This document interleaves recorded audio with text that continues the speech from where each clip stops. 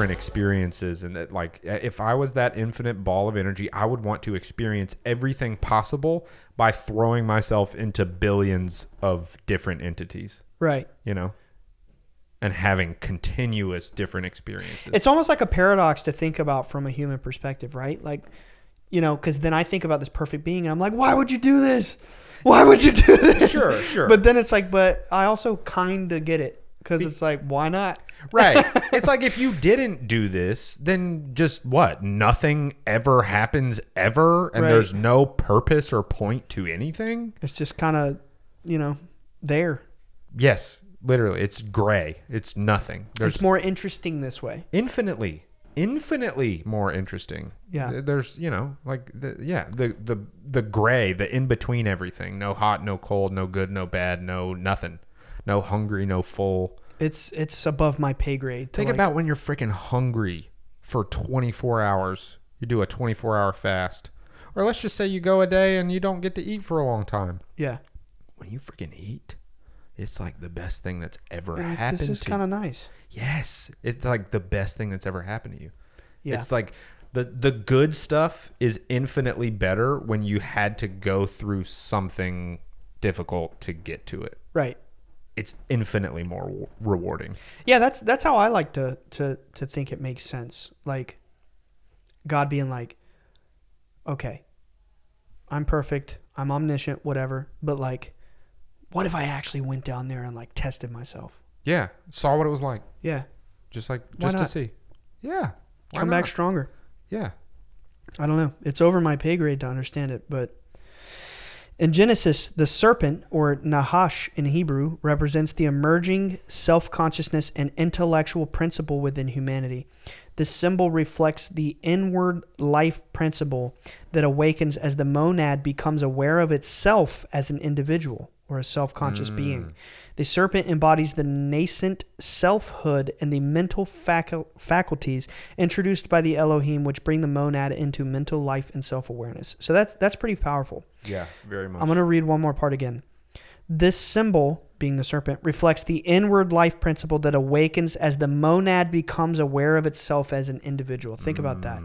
The whole big crux of all of these wisdom traditions, the whole point of all of it, the whole point of their secret mystery initiations spanning thousands and thousands of years, was trying to reveal to the initiates, there's another world. You're asleep. You have to be awake and understand the duality. It's like you're in material world, but there's a whole spiritual existence. And, you know, it's talking about the symbol of the serpent being that inward principle, the kundalini, as it rises up our spine as we become awakened beings. Yeah. Right? That's pretty powerful stuff. Yeah, very much so. It's symbolic. It's what everything is all about. It's like the only true purpose of us being here. Yeah, it's very interesting in The Secret Teaching of All Ages when they talk about like the trials and tribulations that the initiates of these ancient societies would go through. Like, you know, the Druids, the Eleusinian mysteries, the temples of Mithra, of Apis, the bull, of Osiris, of Tammuz, of Nimrod, of all of these different societies. They would virtually do the same things. And it's that they would simulate, and the Freemasons do this in their rituals. It's a little different because it's modern times, but they simulate spiritual concepts in a kind of like shocking and sometimes traumatizing or horrifying way to the initiate. So like the longer the initiate would go on this path and prove to their, I guess you could say, you know, master or whatever, that they're worthy to learn the knowledge, then they would be tested. And like in ancient Greece, they would put them through, sometimes it would be labyrinths. Yeah. Sometimes it would be the Druids would take them out deep into the forest, and they would have all the other like high level initiates in on it, and they would set up these simulations, and like they would wear costumes, and sometimes they would like, you know, you're in hell, ye who enter here, and like horrify them. And sometimes they would lay traps and dangerous obstacles, then they would have to survive. This is how Spartans are raised. Yes. Like it was like this. 6 years old, they steal them away and throw them into the tundra. Like, and they have to just survive, and they would lay traps for them, and People would die straight going up. through these initiations. Absolutely. And if you reveal any of this, then we're going to kill you. We're going to ice you. Seriously. They would kill them. Iced out. Like, literally. Oh, yeah. I believe it. That's why in the Freemason Oath, it says, if you reveal the secrets, they'll slit you open with a sword. Yeah. It's ancient tradition. No one takes anything seriously anymore. Yeah, here we are just giving it all away. We're just pirating it. But listen, I'm going to go out and say this, that when we're finally done with Bledsoe Said So, we're going to cut our guts open on camera. Well, now we can't be done. Yeah, never. No, we do not condone that behavior. Right. We actively condemn that. Yeah. Okay. No, at least in modern times. Yeah. It's kind of cool to read about them doing it back then. Sure. And the reason they would do this, though, is because... Think about it, man. The church, mainly was in power for thousands of years throughout Europe and the world. Right. Yeah. Which, that was kind of like, I guess back then it was, America went around, so it was over there where they were all neighbors. And they even got to Japan. Did you watch Shogun? Yeah. That's a great point. Crazy. And they just like any different idea to their faith, they were killing it. Yep. It was heretical. They were literally waging war against it. So these ancient societies knew that they were constantly under threat of death. So they were testing their initiates to the highest level to make sure that they were like worthy to hold these secrets and never reveal them. Yeah. So that's pretty badass. It is. It's honestly badass. It is. But like, it's not very different than God telling Abraham to kill his son. Yeah, you're right. And the Odinic mysteries. They had all kinds of initiations and rites. Odin, okay. Yeah, and it's crazy to think about. Like, they would personify the mysteries of Hades or hell, or like the perils of what happens to the soul if it doesn't become enlightened, and just like shock the hell out of these people. It's really cool to read about. But yeah. Anyway, moving on from that, the devil's influence is threefold, according to the theosophic perspective of, the creation and Garden of Eden story, involving mental, emotional, and physical temptations. First, the temporary union of opposite polarities in man and woman creates a sense of returning to the unipolarized consciousness of the monad, offering mental felicity. Second, emotional fulfillment arises from the expression of love and desire. That's what I was talking about earlier. So it's like we incarnate here with these sexual urges, and that's like the curse, right? But then it's like, but you can use it for good. You can use it for love. Yes. You can use it in a pure and like an innocent way. Like it says, it was related to this in the text that I read. It was like Jesus said, in order to enter the kingdom of heaven, you have to be pure as a child. And I've always thought about that. Like, I never thought about it like that. Like, to that, in the sexual way. Yeah. I never thought about it like that. But the theosophical perspective related it to that. Yeah. Because again, it's something of nature, and if you give it a positive meaning, then it's a positive thing. Yeah, it's not evil. No, not at all. Like the church. Which is wild. Yes, because the church that very much does want you to believe that like sex is evil. And completely oppress it. Yeah. Yeah. I mean, there are like extremist groups that like even in marriage, they're like sex is only procreation and that's it. Yeah. That's it.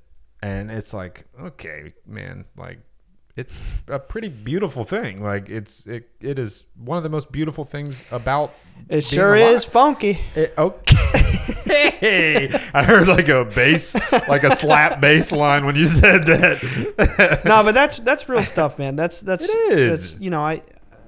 It can simultaneously be truly one of the most beautiful things in life.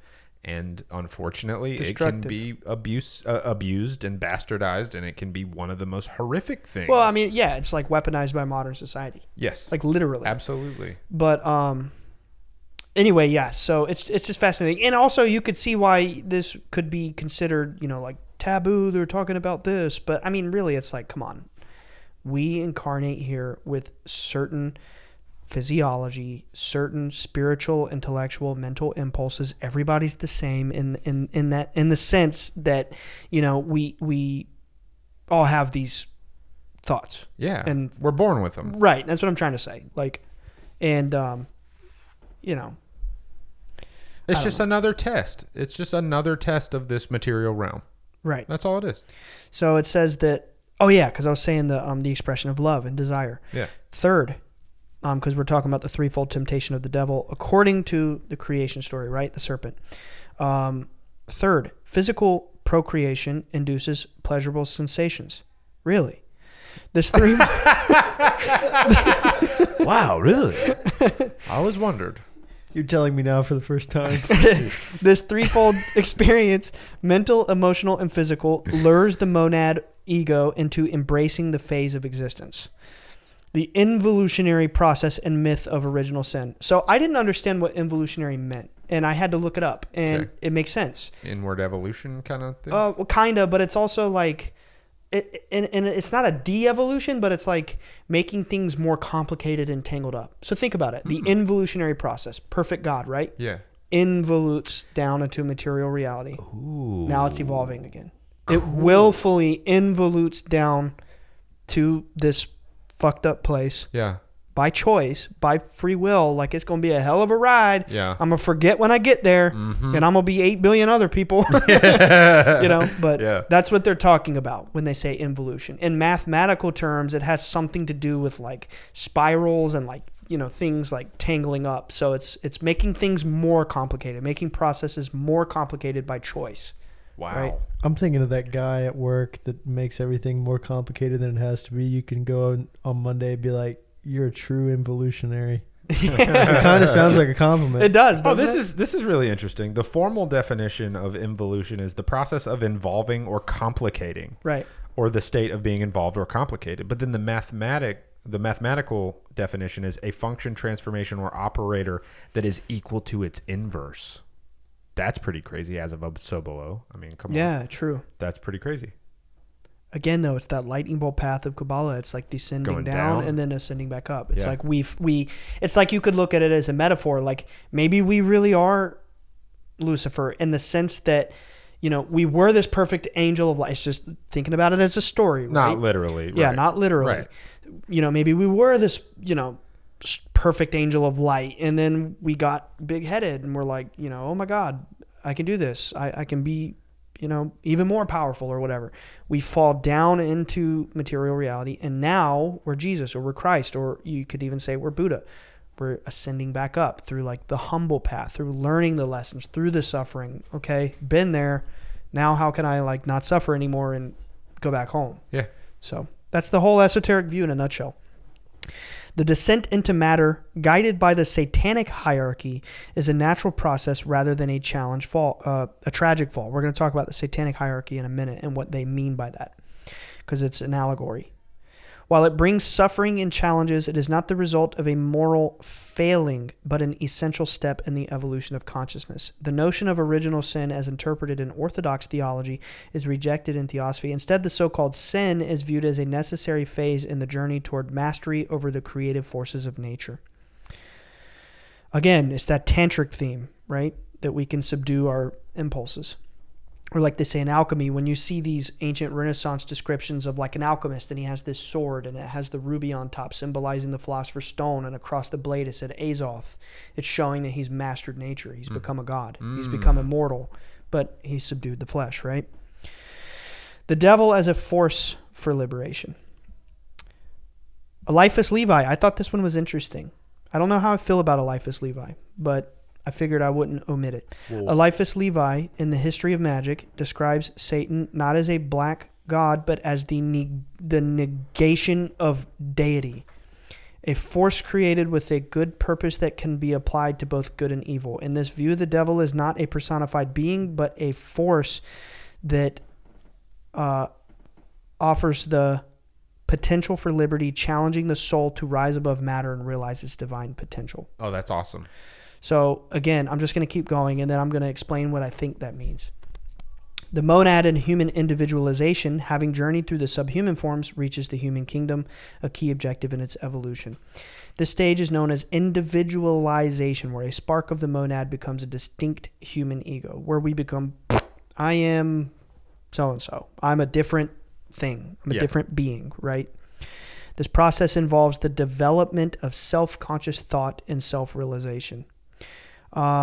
Another aspect of this hierarchy involves the monad ego inhabiting an emotional body to experience sexual desire.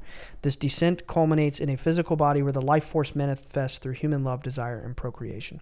So again, it's saying here that the whatever entities, whatever thought forms are causing us to descend into material reality, it's us in a much higher way, right?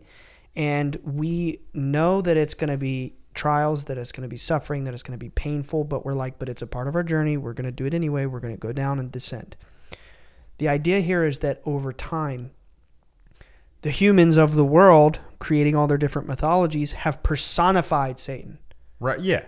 You see what I'm saying? As a being. This is not saying, worship Satan or any of that dark shit. No, that's not what this is saying. Not at all. What it is saying is that it does not believe that the actual idea of a personified dark force, a singular dark force exists, but actually that it's men, that it's man, that it's people. Yeah. That it's dark magicians who abuse, the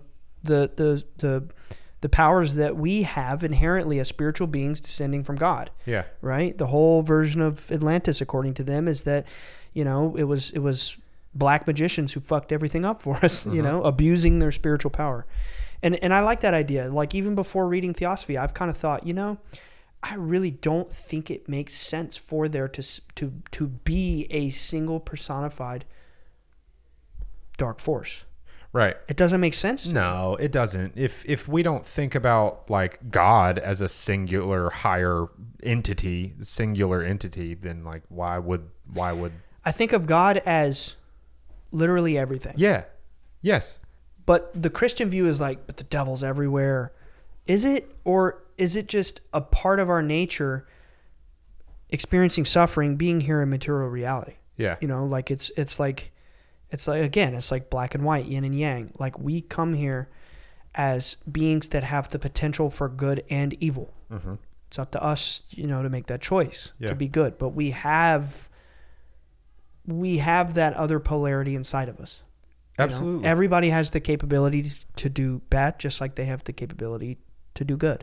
Absolutely. And I almost feel like, because I believe so much in like the I don't know what you would call it, like the fact that the universe is a sacred creation of God, or whatever this higher force is, I just feel like it doesn't make sense for there to be some like really highly, ultra powerful deity just like in control of everything. Like, I really feel like if there are these negative entities that exist, perhaps they've been created by us. Absolutely. I was going to say that. I was going to say the same thing. It's like the dark forces is the evils of men, but that is not to say that those evils don't carry energy of their own. Or exist even. Exactly.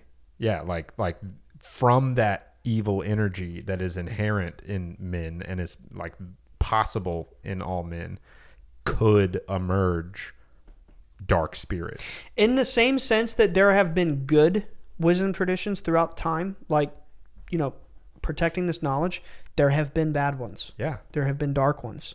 And I believe that, a lot of these very ancient bloodline groups are responsible for like programming a lot of this stuff into humanity and like giving power to these egregores.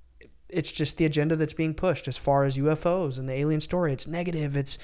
We have no evidence that it's positive. We have no evidence that it's good. And they're pushing the envelope on this negative story. I mean, literally just the other day, there was like breaking information, and I'll tell you later, I don't feel like it's worth my energy to even, acknowledge who on the show.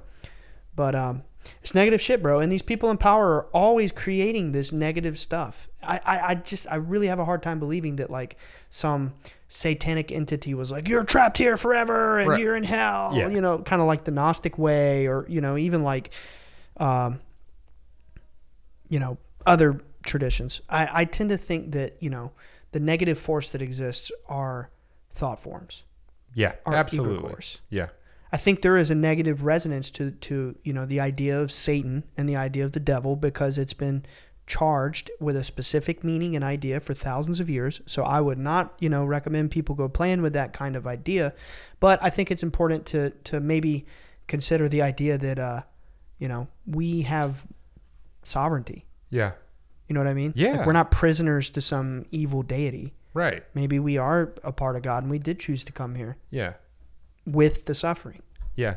And it's ultimately our decision. And if you decide to meddle with the darker side of things, like there could potentially there will be consequences. Yeah.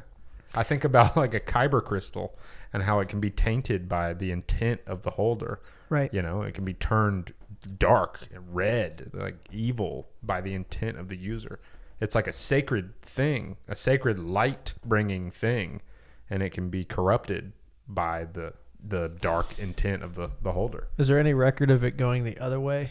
Or is it once it's corrupted, you because just got a red saber dog? Yeah, the way they describe it is, and actually I didn't watch The Acolyte, but because I heard it was but they actually for the first time ever showed a kyber crystal being bled, and it's actually like you're bleeding it, like you're like sucking the good energy out of it, like permanently. You're bleeding it of all of its like positive energy. Well, I have two.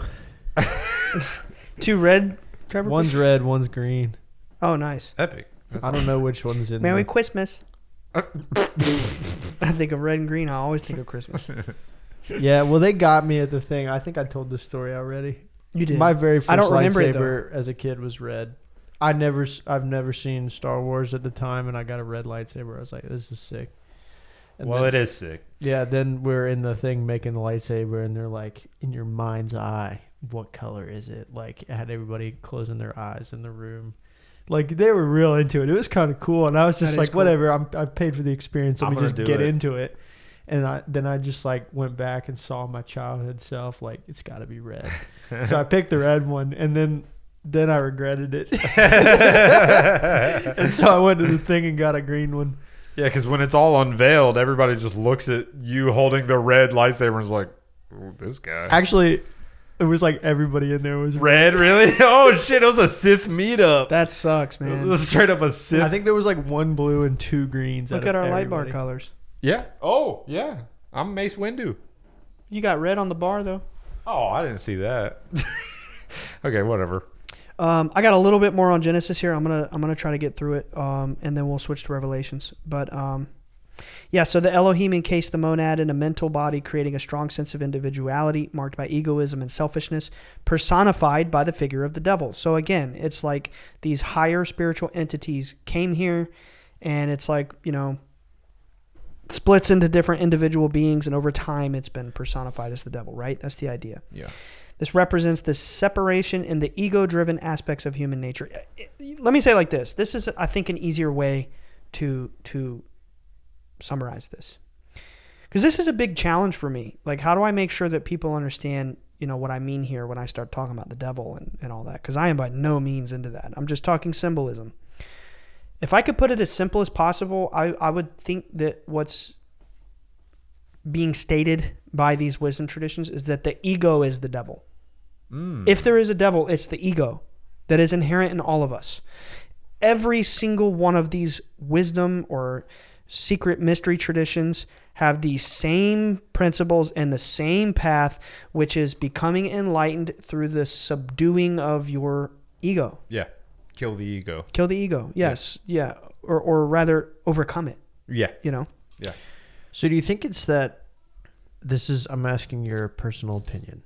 Do you think it is that the ego in its entirety is the bad thing, or do you think it's because the ego is responsible for all of the bad doings? I mean, honestly, man, how could I know the answer? You know what I mean?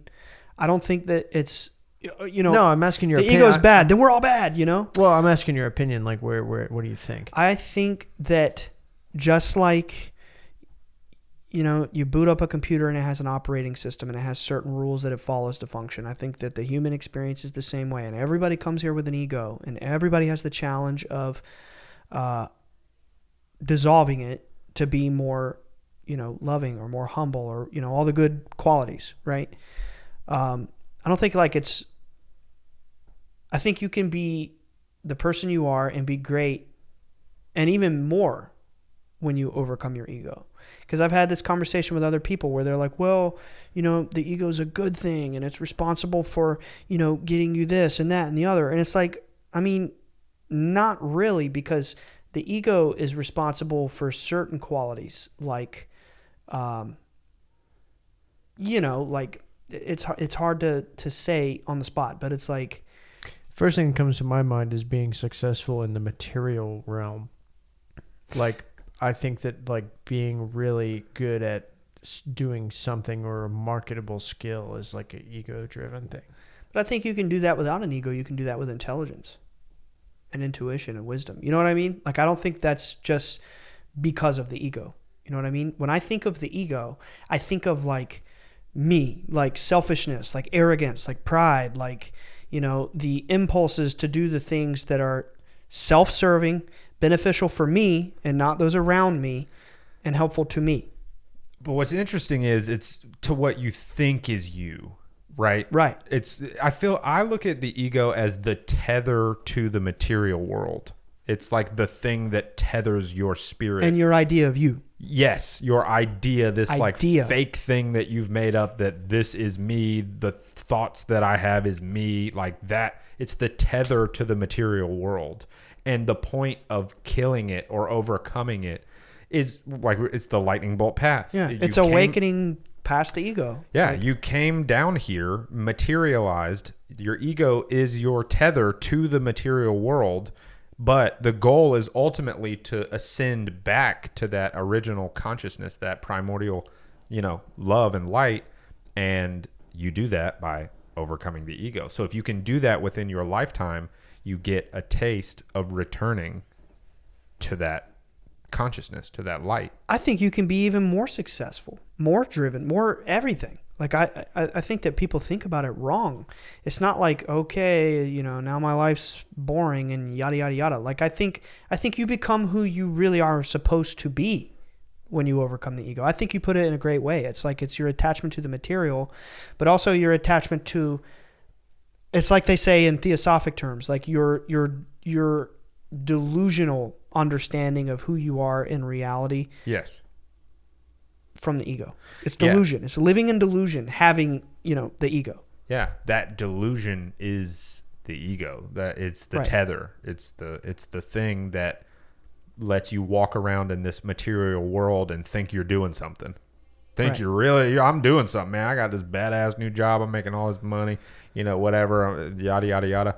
But it's like, that's not even you. Like, the thing that's walking around doing all that stuff is not even actually you. That's the ego, that you're living in the delusion of the ego. And subservience too. Absolutely. And that's not a bad thing. Like, I don't think anybody should be offended by that, because here's the big secret. We all are born with this. Yeah. Just like we're all born with the potential to do good and to do bad. We all came from the same place, and we all live in the same place, and we're all trying to get back to the same place. We have the same challenges. We have the same obstacles. They might manifest differently. Yeah. But I'm just saying, we're on an even playing field here. And, then you could say, well, no, we're not, because people are born with disabilities and people are born with XYZ other disadvantages. And you know what? You're right. Yeah. And I can't possibly understand that. Yeah. I think that everybody lives within the ego. I think even human beings who have reached enlightenment still at times live within their ego. I do too. Telling a joke. That's interesting you say that. Telling a joke is living in your ego. Because why would an enlightened spirit being tell a joke? This talks about, like, what we're getting into now. It talks about that spiritual symbol of the serpent, being like Kundalini. It's going up your spine or whatever, right? That's that energy in us that we can transmute to higher potential. It talks about it being undulating like a wave. And I think that that's pretty profound. Like, I think you're right. I think it's not a straightforward path necessarily, but it is kind of like a spiral path. Like, we're still going up, but maybe you stumble a little bit. Maybe you're back in your old ways. That's why I say this a lot on the show. It's not about being perfect. Just keep fucking going. Just keep trying. Yeah. Like, you're not just going to wake up and be like, I am Buddha. I'll never sin again. Right, No. Someone might run you off the road. You motherfucker. As long as you are a human being, you're gonna you're going to act like a human being from time to time at very least. It's like what you said. It's your intention to do good. It's that kernel of intention. That's actually what it says in theosophy. We talked about it on the Ageless Wisdom episode. Mm-hmm. They talk about, like, I think it was the first or second great initiation of the soul. It's like, the ascended masters up in the realms above. They're like, oh, look, this soul has the kernel of the intention to do good. Let's help them now. Yeah, that's intention. Yeah, we said that at one point recently. Like, I think being a good person is the intention and the desire to be a good person. It's not doing good all of the time. I agree. It's the intention that matters. I fully agree. All right. Let me see. I already saw this part. Another aspect of this hierarchy involves... Oh, no. Let me skip one more. I'm sorry. The devil's serpentine form. Wow. I was just talking about this. The devil's serpentine form symbolizes the undulatory nature of generative power in both nature and humans.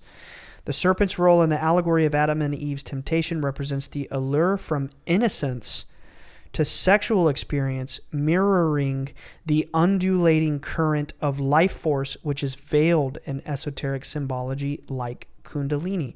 So before we came here, we were completely and purely innocent spiritual beings. We didn't need to physically procreate. We were free from these ego attachments of, pleasure and lust and greed and all these things that we, can suffer with if it's abused and out of balance in mortal life.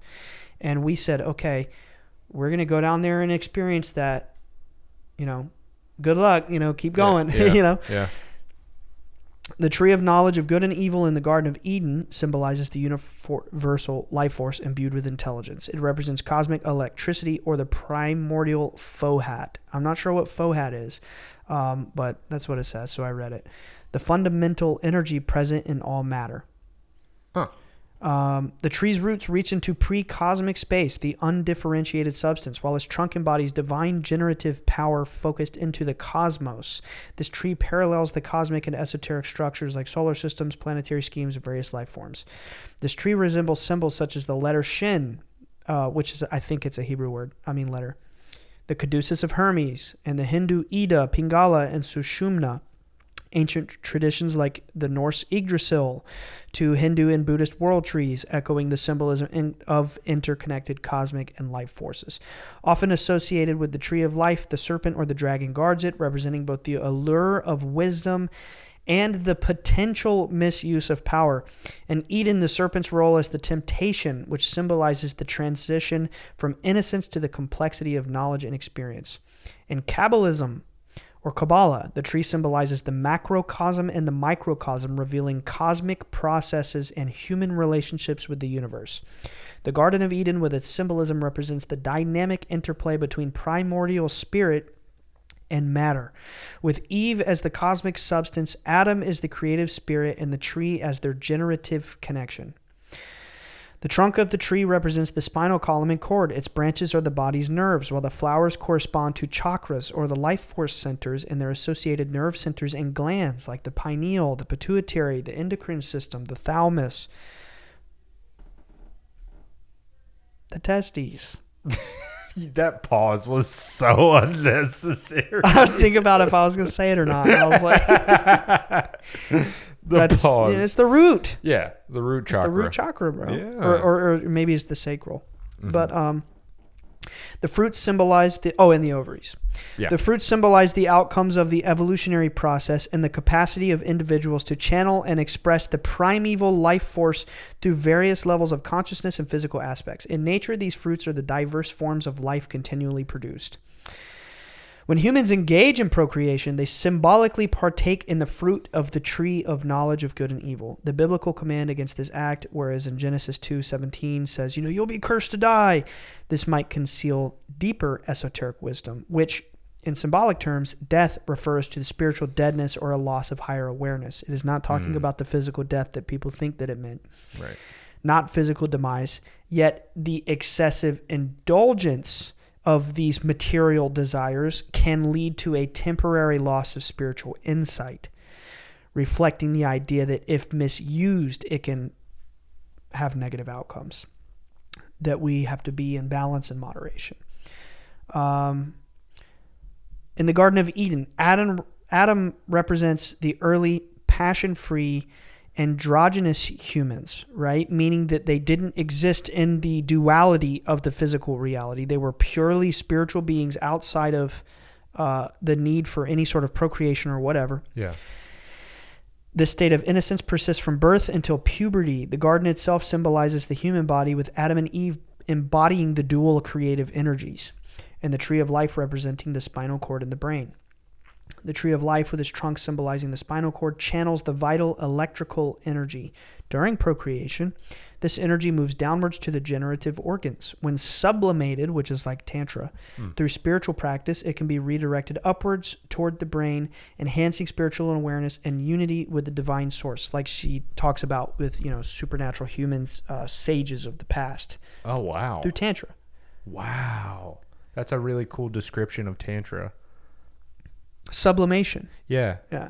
Like the shifting of the energy. Mm-hmm. Wow. That's really cool.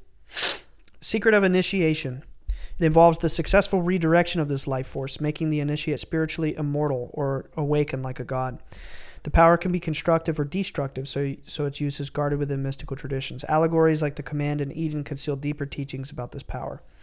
The transition from Eden represents human puberty, symbolically and metaphorically, symbolizing the loss of innocence. Full spiritual redemption or ascension into adeptship is achieved by transcending materialism and sensuality, akin to the symbolic bondage narratives in the Old Testament, such as Israelites in Egypt or Samson's imprisonment.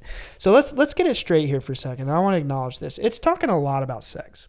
Well, yeah, Genesis is largely about sex. Exactly. Yeah. And my idea about this is that it's really, I think this is true for everything, right? Like, let's say, you like gambling. It's fun. It gives you a sensation, right? But you can't stop, and you're addicted to it, and you're like enslaved by its allure. Well, you got a problem. And I think that's true for every, you could say, vice. Like from the Gnostic perspective, it's like we come here with 7 egoic attachments, which are understood as the 7 deadly sins, which I always can't name off the top of my head. It's like, lust, pride, greed, wrath, fury, sloth, and envy. I did it. You did it. I did it. I think. Wait, isn't gluttony one of them, or did you say that? Did I say that? Maybe. I think maybe. Lust, pride, greed, sloth, gluttony, envy, and fury, wrath. Yeah, okay.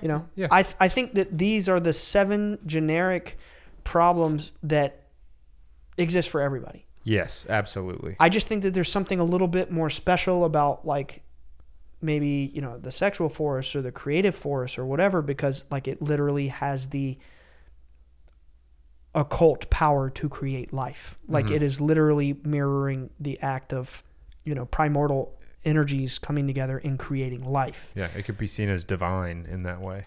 Yeah, exactly. So I think that maybe there's like great emphasis in the ancient past of them being like, treat this carefully, that don't abuse this power, right? But, it's interesting nonetheless to read about. Yeah. Because your palms will get hairy or something like that. You're in timeout.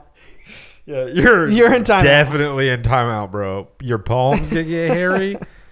Oh my! You're in timeout. Oh my god! Wow. I am almost done with Genesis, if you can believe it. Wow.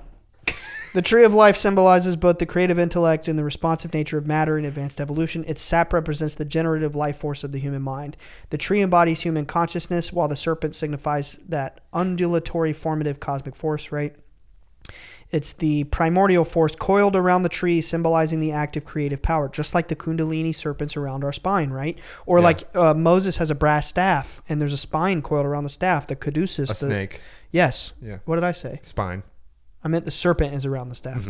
The same with Hermes, caduceus. It's serpents entwined around his wand or his staff. It's obviously important symbolism here. Yeah.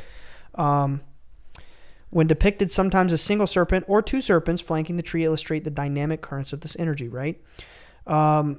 Their expulsion from Eden is the loss of innocence, the temporary dormancy of the life force after procreation.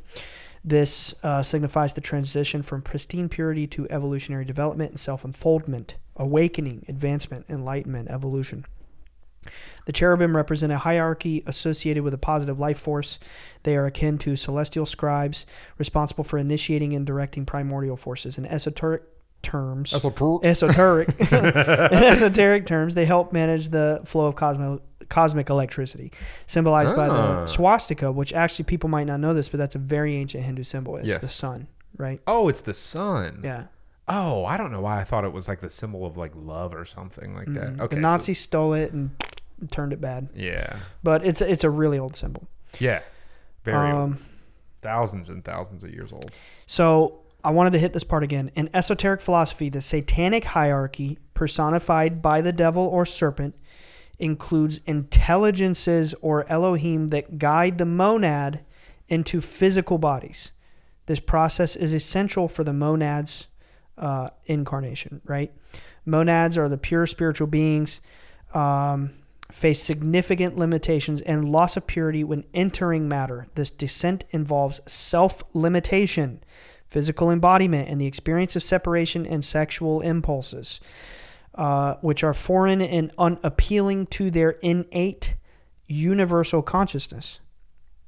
Despite their hesitation, the monads are drawn into matter by law of polarity, an interplay of attraction and repulsion, which is very interesting.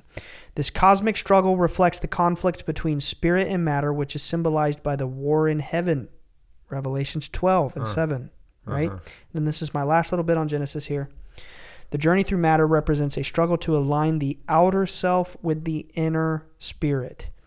The spiritual battle is depicted in various mythologies like St. George slaying the dragon and the labors of Hercules or Thor. All of these heroic archetypes, they are showing you the awakening of the triumph over material reality. Interesting that Thor fought a giant serpent. And Marduk. That's really interesting. And Hercules. Yeah. It's like the Hydra. It's like conquering that Kundalini energy. Right. Like that's pretty wild symbolism. There's a famous, I'll pull it up real quick. It could be seen as like we were talking about, that sexual like Kundalini tantric energy. Like it could be seen as fighting that to ensure that your intentions are pure, right. You know, because it could be a dark thing. Like it could be. It's not saying that sex is evil. Not at all. Which is really, good to hear. It's not saying that. It's saying like you must be in control. That's it. You must be in control. Yeah. Of all of your urges. Yes. But this one has consequences. This is I'm not sure. This is from 1567. Oh, it's Paracelsus. That's even better. He's like one of the most famous alchemists of all time. This is a depiction of Paracelsus. All right. He's holding a sword, and it's got this little stone on top, and written on the stone is Azoth, which in alchemical. See if you can show that to the camera. I can try. But written. Anyway, sorry. I'm getting ahead of myself. Azoth in alchemical terms is it's like that universal life force. Mm-hmm. It's like, they were showing you like I've achieved Azoth. I've subdued mortal existence. I've awakened.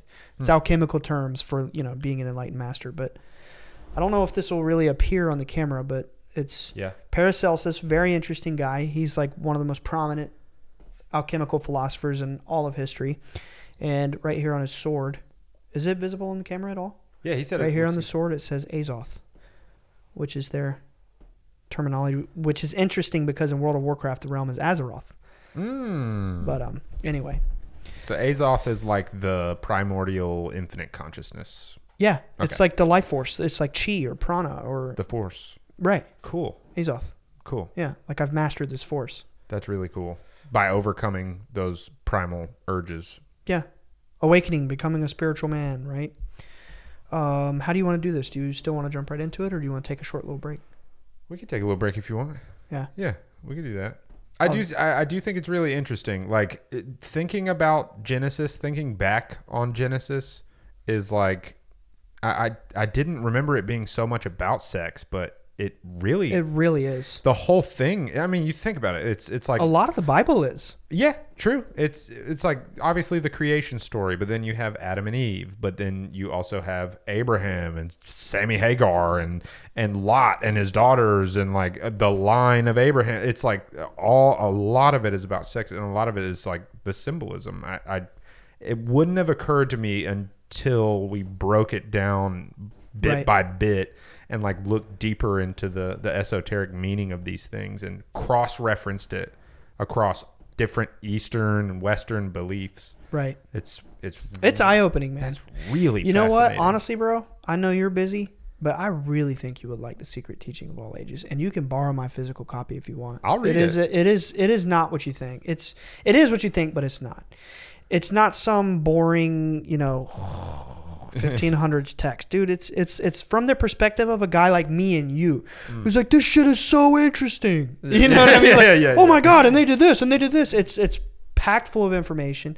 Once you get past the preface or whatever, many years ago when I started this book, probably 7 years ago, I couldn't even get past the preface, and I was less mature then, and also I had just moved out on my own for the first time, and I had a lot on my plate, but this time I picked it up again and I was like, I'm going to skip the preface. Forget it. I just want to read the material. Started with the introduction and I was hooked. And I was like, oh my God. The entire introduction of this book, at least the copy I have on Kindle, I'm sure it's the same everywhere else.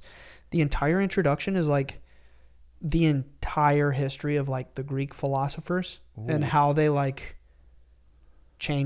started first of all, and then like evolved philosophy. Yeah. And then chapter 1 is like, okay, now you know about philosophy and that history.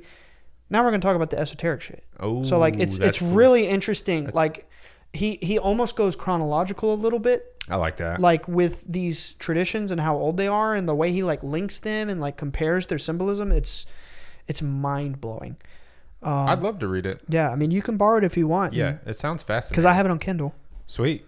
Yeah, no, it sounds fascinating. I'm totally down to read it. Basically maybe we could take a short break and then we could do some revelations. Yeah. Sounds good. Sounds like a revelation. Hey guys, we just came back from our little break and we realized that we went 2 hours talking about Genesis and we didn't plan on that. So rather than just going straight into Revelation, we're gonna do it as a completely separate episode and give it its own episode. Yeah, more time to look into the end of the world. And hopefully it's also all about sex. Well, I don't know that it is at all, now that I think about it. I didn't think that Genesis was all about sex, but I'm learning today. So maybe it is. Maybe the dragon... I'm not going to go there. It's about a little bit more than that, but it is a lot about that. But no, I mean, I'm honestly really relieved because that's why I brought it up to y'all before. I was like, this is going to be a long one. I kind of knew. Well, it was honestly like super fascinating. So I'm glad that we went this long about Genesis and like really dove deep on the symbolism and shit behind it. Yeah. That was sick. Revelation will be fun. I think we will give it a proper burial. Like we will really just, go all the way in. We're going to go really hard on it because that's like maybe my favorite book of the Bible too. Oh, it's so sick. That's good. Yeah, it's really cool. And also check out patreon.com/Bledsoe said so. You'll get a whole nother show, full disclosure. You'll get Discord. I was pointing at the wrong camera. You'll get Discord, which is our community full of a bunch of amazing Omis. Shout out to all the Omis. Shout out to the Omi Society. To the Omi Society. I love that. And you get the episodes early too. And also, there's another freaking show coming up on Patreon, and it's going to be out very soon. You know what else we haven't acknowledged on the show at all? What? Subscribers. Oh, yeah. Like YouTube subscribers? Yeah. Oh, my God. We just had a little milestone. We hit a huge milestone. 20K. That's honestly insane, man. It really is. That is insane because that's a stadium of people. It is. Oh, my God. When you think about it like that. Yeah, if you put all those people together, it would be a massive stadium. That's humbling. It is. So thank you all so much for watching and listening and subscribing. We love you all very much. I'm at a loss. I feel like I just want to revelations, but you're gonna have to wait till next time. You're gonna have to wait. It's gonna be beautiful. So tune in next time for Revelations with the Bledsoe Senso crew. You ready? We're out of here. Bye, guys! Thank you so much for watching. If you want to see more, check out our other videos. And before you go, don't forget to subscribe. See you next week. Peace.